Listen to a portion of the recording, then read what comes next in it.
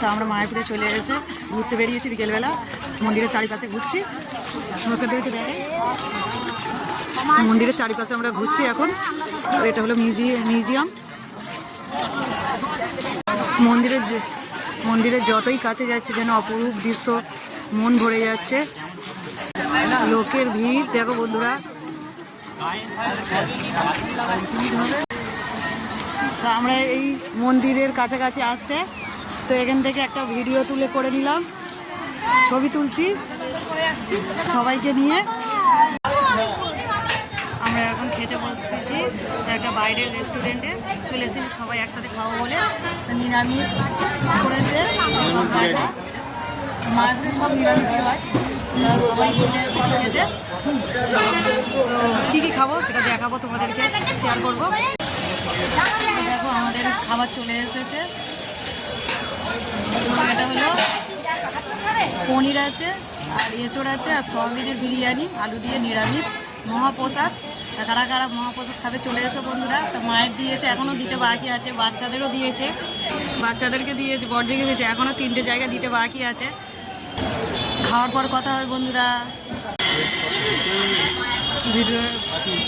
বিরিয়ানিটা অসাধারণ খেতে হয়েছে।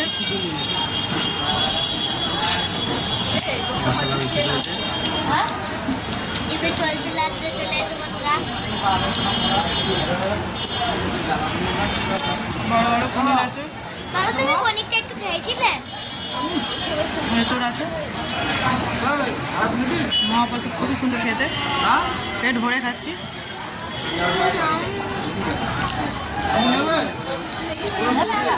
যতটা ভাগ লাগে ওটা পয়সা লাগবে না, পেট ভরা খাবার।